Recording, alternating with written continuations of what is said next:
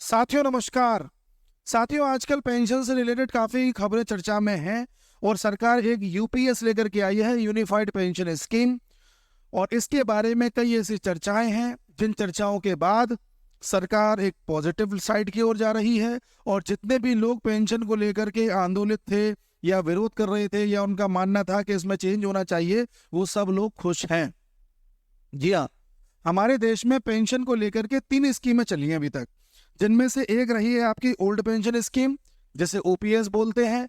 ये 2004 तक रही थी, यानी कि अगर आपकी नौकरी 2004 से पहले लग गई है, सरकारी नौकरी, केंद्र सरकार की बात कर रहा हूं मैं, अगर आपकी नौकरी 2004 से पहले लग गई है तो आपको ये ओल्ड पेंशन स्कीम का लाभ मिलता रहेगा, जिसमें आपको सरकार हर महीने पेंशन देती रहेगी। और अगर बाय द वे आप गुजर गए तो आपके परिवार को भी देती रहेगी, जो आपको मिल रहा था उसका आधा मिलने लग जाएगा। ये थी ओपीएस। ठीक है साहब। ओपीएस में होता क्या था कि आपका कोई पैसा नहीं कटेगा, हर महीने आपको जो सैलरी मिल रही है, जो बेसिक मिल रहा है, जो डीए मिल रहा है, जो टीए मिल रहा है, वो मिलता रहेगा। देखो, सैलरी भी basic plus DA plus TA ऐसे मिला करके पूरी एक सैलरी बनती है। एक बेसिक सैलरी होती है, ये होता है डीएनएस अलाउंस, यानी कि आपके कंफर्ट में टाइम के साथ कैसे महंगाई बढ़ रही है उसके एडजस्टमेंट करके कुछ पैसे आपको दिए जाते हैं, जिससे कि आप जमाने के साथ बढ़ती महंगाई तथा लग्जरी को भी जो है अफोर्ड कर पाए और अपने जीवन को एक बेहतर तरीके से जी पाए। तो सरकार उस हिसाब से डीए देती है। मान लीजिए आपका पोस्टिंग हुआ दिल्ली में, तो दिल्ली में रहने खाने पीने इन सब का खर्चा थोड़ा ज़्यादा आता है। अब वहाँ पे आप जो है किसी छोटे शहर की तुलना में तो खर्चे में काम नहीं चला सकते।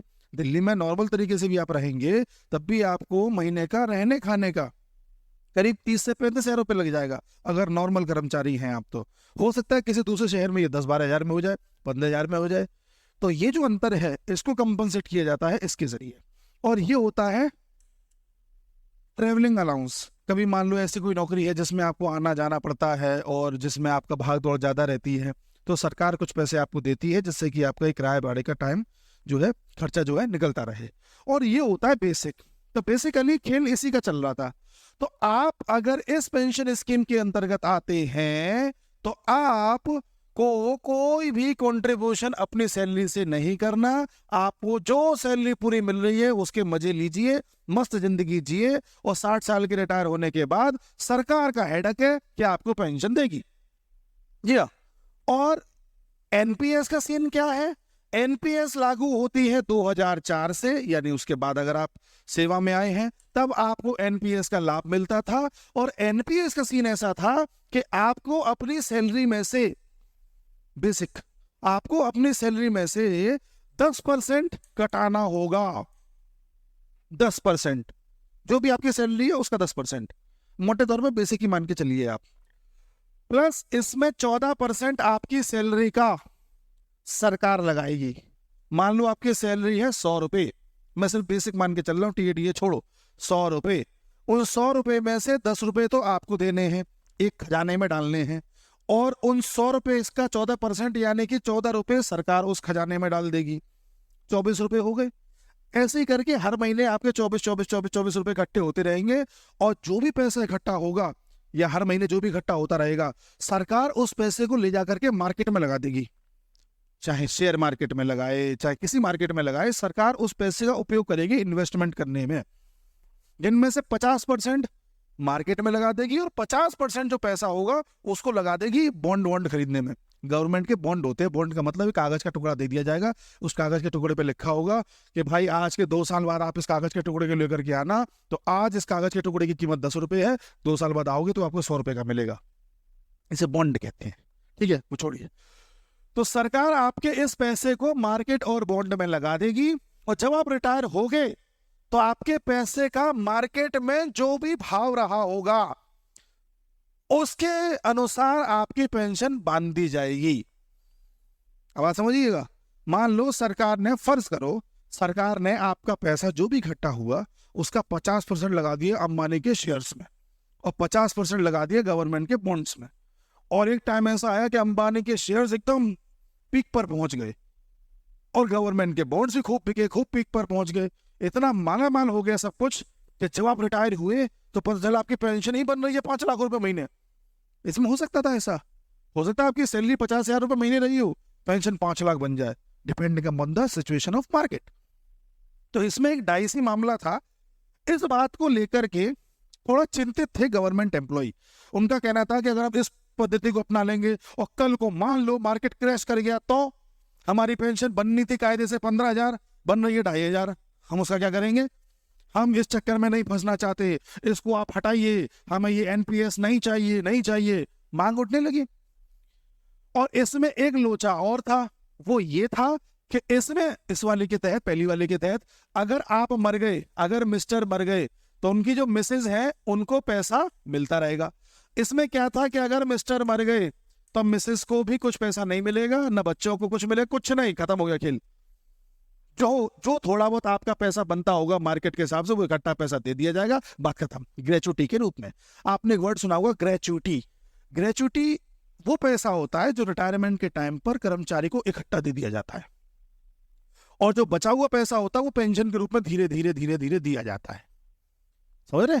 आपने देखा होगा कई जो बुजुर्ग लोग रिटायर हो जाते हैं उन्हें इकट्ठा पैसा मिलता है 50 लाख, तो 50 लाख मिला वो उनकी ग्रेचुटी है, और बचा 50 लाख या 60 लाख उनको धीरे धीरे धीरे धीरे पेंशन के रूप में दिया जाएगा। ऐसा इसमें मामला रहता है। तो इसमें चूंकि ये व्यवस्था भी नहीं है, मार्केट का फ्लक्चुएशन है, ऊपर जाए नीचे जाए पता नहीं, तो लोग इसका बहुत विरोध कर रहे थे, और इस चीज को कांग्रेस बना रही थी। हालांकि कांग्रेस इसके पक्ष में थी, आप हैरान होंगे जान के, लेकिन कांग्रेस से तो करनी है राजनीति। कांग्रेस इसको भुना रही थी और बार बार कहती थी सरकार को एनपीएस हटा देना चाहिए, सरकार को एनपीएस हटा देना चाहिए। लोग खुश हो जाते थे, हाँ हाँ हटा देना चाहिए, हटा देना चाहिए। इस चीज का चुनाव में लाभ लेती थी। कर्नाटक में चुनाव हुए, हिमाचल में चुनाव हुए, तेलंगाना में चुनाव हुए, जहां चुनाव होते थे वहां कांग्रेस वादा कर देती थी कि अगर हम सरकार में आए, राज्य सरकार में आए, क्योंकि राज्य सरकारों से भी पेंशन हट गई थी, अगर हम राज्य सरकार में आए तो हम ओल्ड पेंशन स्कीम को लागू कर देंगे। कर्मचारी खुश, हाँ हाँ हाँ, बहुत बढ़िया बहुत बढ़िया बहुत बढ़िया। कांग्रेस आ भी गई तेलंगाना, हिमाचल, कर्नाटक में, आने के बाद लागू कर ही नहीं पाई। आपको तो पता है कांग्रेस झूठ बोलने में माहिर है, झूठ बोल के कैसे भी सत्ता में आ जाओ फिर गोली मारो। तो झूठ बोला, आ गए सत्ता में, एक्सपोज हो गए। कर्मचारियों ने देख लिया, अच्छा कांग्रेस ये कर रही है, अच्छा हम तो इसके साथ खड़े हो गए थे। पूरे देश में अगर सेंट्रल गवर्नमेंट के कर्मचारियों की बात करी जाए तो 23 लाख हैं जो वर्तमान में कार्यरत है, और अगर स्टेट गवर्नमेंट वगैरह के भी सबके मिला दिए जाए तो करीब करीब हमारे देश में सरकारी कर्मचारी बैठते हैं 1.5 करोड़ के आसपास। ठीक है ना? तो अब एक कर्मचारी जिस घर में है उसके साथ 5 लोग और रह रहे हैं, तो एक आदमी की मानसिकता 5 को भी प्रभावित करती है। इसने सोच लिया कि मुझे कांग्रेस को वोट देना है, तो ये बाकी 5 से भी दिलवा देगा, 5 नहीं तो कम से कम 4 तो दे ही देंगे। ऐसे आप गणित लगा लीजिए। बहरहाल तो कांग्रेस इसका विरोध करती रही, तमाम तरह की इसमें बातें होती रही। तो मोदी सरकार को लगा यार कि कुछ ना कुछ बदलाव करना चाहिए। तो मोदी सरकार ने आज के 1.5 साल पहले, अभी चुनाव हुए उससे 1.5 साल पहले, इस बात पर पुनर्विचार के लिए एक कमेटी बनाती थी जो इस पर काम कर रही थी, विचार कर रही थी। इस पूरे विचार में एक बात तो कन्फर्म थी कि बदलाव करेंगे लेकिन ऐसी व्यवस्था नहीं लाएंगे, ये पूरा बोझ सरकार पे पड़ जाए ऐसी चीज नहीं करनी, वरना 25,000 करोड़ रुपए हर साल सरकार को अपनी जेब से भरना पड़ता है। कुछ व्यवस्था ऐसी की जाए कि कुछ ठीक ठाक सा मामला हो जाए, ये भी मान जाए और हम पे बोझ ना पड़े। तो सरकार ने अभी कुछ दिनों पहले इस चीज को, इस कमेटी की जो रिपोर्ट आई थी, जो कमेटी ने सुझाव दिए थे, उनका पुनर्विचार करने के लिए राजनाथ सिंह की अध्यक्षता में एक और कमेटी बनाई थी, और उस कमेटी ने फाइनली एक ड्राफ्ट तैयार किया, या एक तरीके से पूरी स्कीम तैयार करी, जिसे बोलते हैं यूपीएस। यूपीएस बोले तो यूनिफाइड पेंशन स्कीम। जी हाँ, यूनिफाइड पेंशन स्कीम। अब इसमें क्या है, इसमें आपको फायदे ही फायदे हैं हर तरीके से। इसमें फायदे ये हैं, देखिए मैं आपको एक तरीके से और बताता हूं। यूपीएस का सीन ये रहेगा कि अगर आपने 25 साल सेवा करी है सरकार में, केंद्र सरकार में, अभी केंद्र सरकार लागू कर रही है इसे, राज्य सरकार नहीं, अगर आपने 25 साल सेवा करी है तो जो 25वां साल था, मान लीजिए जो भी आपका साल रहा हो, मान लो 28 साल आपने करी है, तो जो 28वां साल था उस साल पूरे 12 महीने में आपकी जो भी एवरेज सैलरी रही होगी, बेसिक पे जो भी आपका बेसिक रहा होगा, उसका 50% एवरेज निकाल करके 12 महीने पता चला उसके लास्ट के 12 महीने उसे 1 लाख रुपए महीने मिलते थे, जिनमें से मान लो 80,000 उसका बेसिक था, मान लीजिए 80,000 बेसिक था। तो वो जो 80,000 है, 12 महीने तक 80,000 मिल रहा है, तो 12 महीने का एवरेज 80,000 आ गया। इस 80,000 का हाफ कर दो, 40,000 हो गया, तो साहब आपको 40,000 पेंशन मिलेगी। जी हाँ, तो इसका दिया जाएगा 50%। अब मान लो आपकी सेवा है 10 साल से लेकर के 25 साल के बीच में, ऊपर नहीं है, तो इसका अनुपात निकाला जाएगा। वो उनके पास फॉर्मूला अपना है, उस अनुपात के हिसाब से आपको कितना परसेंटेज देना है वो सरकार फॉर्मूले से निकाल के आपको पैसा देगी। और अगर आपकी सेवा 10 साल से कम है तो आपको पेंशन नहीं मिलेगी। ठीक है साहब, अगर आपकी सेवा मान लो अच्छी खासी है, 10 साल से ऊपर है, और आपकी पेंशन या आपकी सैलरी है मान लो 18,000, 10 साल से ऊपर सेवा है, यानी कि आप एलिजिबल हो पेंशन के लिए, आपकी सैलरी है 18,000, तो इसकी पेंशन बेसिक है 18,000, तो इसकी जो 50% है वो आएगा 9 के। सरकार कह रही है कि नहीं, 10 से कम अच्छा नहीं लग रहा है, भले ही 50% है इसका, भले ही इस आंकड़े को छू रहा है, लेकिन अच्छा नहीं लग रहा है, मिनिमम 10 तो देंगे। तो सरकार का कहना है कि 10,000 रुपये पेंशन तो देंगे ही देंगे, ये सरकार ने कहा है। तो एक तो बात ये, दूसरी बात ये है कि मान लीजिए इस यूपीएस के तहत मान लीजिए कि आपकी हो गई डेथ, तो डेथ के बाद एनपीएस में तो आपके बच्चों को कुछ दिया नहीं जा रहा था, न बच्चों को न मिसेस को, किसी को कुछ नहीं दिया जा रहा था, मामला खत्म था। लेकिन इसमें बोला जा रहा है कि अगर आपकी डेथ हो जाती है तो आपकी फैमिली को आपकी पेंशन का 60% मिला करेगा। जी, यहाँ पे 50% मिलता था फैमिली को, यहाँ 60% मिलेगा। और सरकार कह रही है कि इसके तहत एक काम करो, तुम यहाँ 10% कटाते थे, यहाँ भी 10% कटाओ, तुम अपना 10% जारी रखो, हर साल सैलरी से कटाओ। हम आपको पहले 14% जोड़ के दे रहे थे, इस बार हम अपना कंट्रीब्यूशन कर देंगे 18.5%। लो साहब, लो आप पेंशन, लोग खुश हो गए हैं। और सरकार ने कहा हर 6 महीने में हम महंगाई के अनुसार इन्फ्लेशन का इंडेक्सेशन, महंगाई के अनुसार आपकी पेंशन को भी बढ़ाते रहेंगे। अगर लगा महंगाई बढ़ रही है तो साहब पेंशन भी बढ़ गई, तो आप टेंशन मत लेना, अब मस्त आराम से अपनी जिंदगी गुजारिए। लोग खुश हो गए कि यार ये तो बिल्कुल लगभग ऐसा ही हो गया, कुछ अंतर नहीं है। इसमें 50% फैमिली को मिल रही थी, इसमें 60 मिल रही है। इसमें यह है कि हमें अपनी जेब से कुछ देना नहीं था, यहाँ 10% कटा देंगे यार। मतलब एक तरह से यही है, लेकिन थोड़ा अपडेटेड वर्जन है। ये सरकार ने किया, लोग बड़े खुश साहब इससे। अच्छा, इसमें जो ये वाला मामला था, इसमें पैसा लगा रही थी सरकार मार्केट में, और मार्केट ऊपर गया तो बहुत पेंशन बन जाएगी, नीचे गया तो बहुत कुछ नहीं भी बनेगी, हो सकता है। लेकिन यहाँ भैया फिक्स है कि 50% पेंशन दी जाएगी तो दी जाएगी, अब मार्केट देखा जाएगा। तो लोगों को ये सिक्योरिटी चाहिए थी कि इतना वो कंफर्म हो जाए कि पैसा आता रहेगा, ये मार्केटबाजी नहीं चाहिए अपने को। That is the demand of the people. और यही लोगों की मांग पूरी हो गई, और यही मैं आपको इतनी देर से बता रहा हूं। मैं आपको शॉर्ट में फिर से दिखा देता हूं। यूपीएस, एनपीएस, ओपीएस, सबसे पुरानी, बीच वाली, नई वाली। नई वाली में 50% 12 महीने तक आपने जो किया है उसके हिसाब से, ये क्या था, मार्केट के हिसाब से चलेंगे। और ये क्या है, 50% जो आपने अपनी अंतिम सैलरी प्राप्त करी है। यहाँ तो 12 महीने का एवरेज ले रहे हैं, यहाँ पे क्या है, जो अंतिम सैलरी प्राप्त करी है।